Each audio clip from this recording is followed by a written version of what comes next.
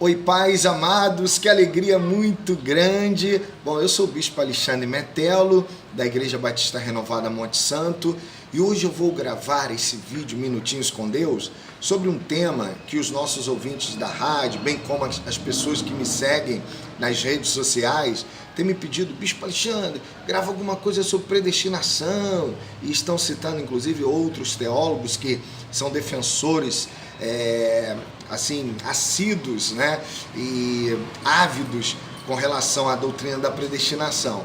Então tudo bem, vamos rivalizar um pouco essa questão, trazendo para vocês o seguinte: a doutrina da predestinação, em primeiro plano, é um equívoco. Apesar da palavra predestinação aparecer no nosso texto vernacular, o entendimento sobre predestinação de alguns teólogos é um entendimento equivocado, e é o que nós queremos trabalhar nessa oportunidade. Primeira coisa que a gente precisa salientar é que na doutrina da predestinação se prega que a pessoa ela é predestinada para a salvação, enquanto que uma outra pessoa é predestinada à perdição.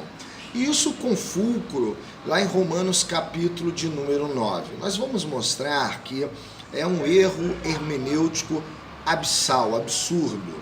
Em primeiro momento, eu quero aqui destacar o seguinte: quando eu era criança, aquelas ciganas, né, me paravam na rua, e os meus pais sempre diziam assim: não vai ler a mão do meu filho, não permitiam. Por quê?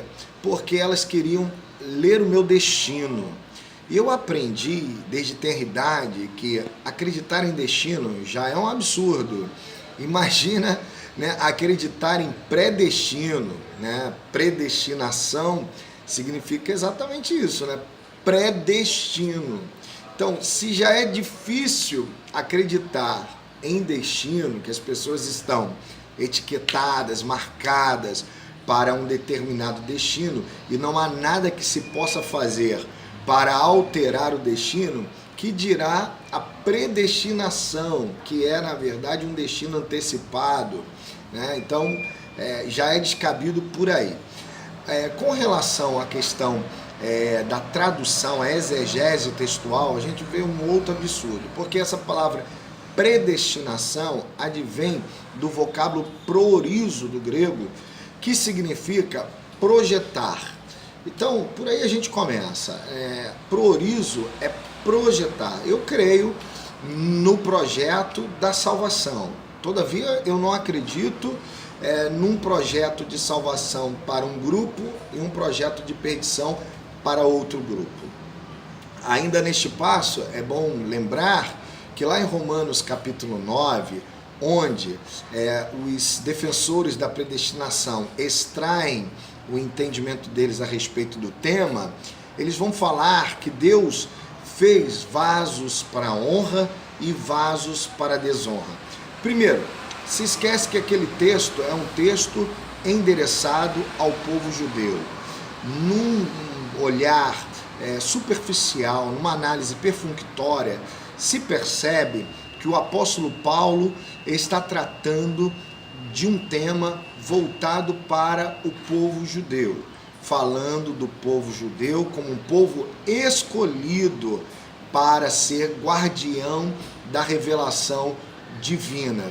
E o apóstolo Paulo, ele vai falar que este povo, que foi levantado como um povo cuja representação é honrosa, por isso é chamado de vaso de honra, este povo, na verdade, vacilou. Este povo, na verdade, fracassou como guardião da revelação de Deus. Isso em certa parte.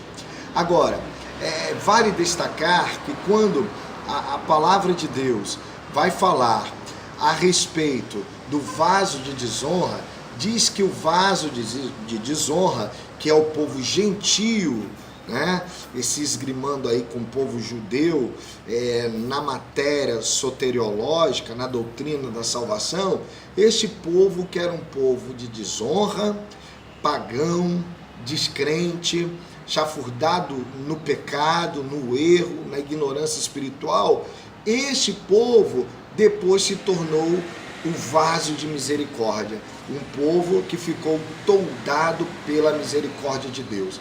Então há uma hermenêutica apressada e uma hermenêutica, por assim dizer, errada, né? Equivocada sobre esse texto de Romanos capítulo 9, desde a sua origem, ab ovo, desde o início, né? Por quê? Porque é um texto endereçado ao povo judeu, com uma reflexão sobre o povo gentio, que era um povo de desonra e que Deus fez desse povo de desonra um povo de misericórdia.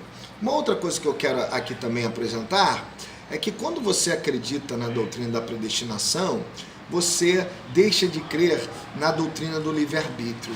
E a doutrina do livre-arbítrio, ela é muito importante para demonstrar que o nosso Deus não é um Deus egoísta.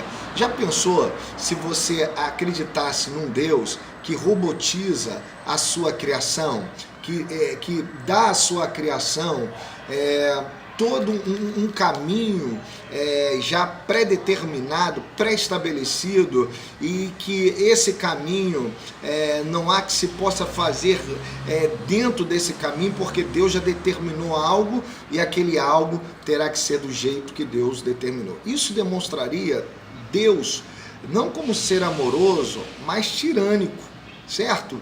Onde estaria o amor de Deus se assim fosse? Ele seria um Deus tirânico e não um Deus amoroso. Então, essa doutrina também fere o atributo que nós chamamos moral, atributo moral de Deus. Quem estuda teologia sabe o que eu estou falando.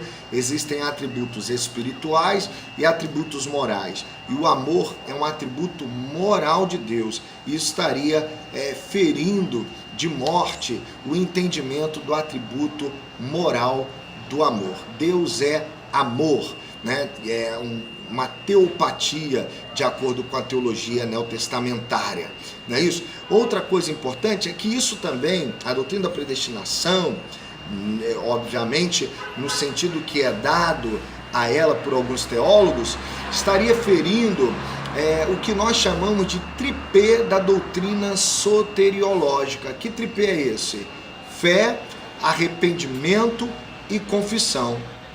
Vejam vocês que fé, arrependimento e confissão compõem o tripé que sustenta, que na verdade lastreia, que vai servir de supedâneo, de suporte para a doutrina da salvação.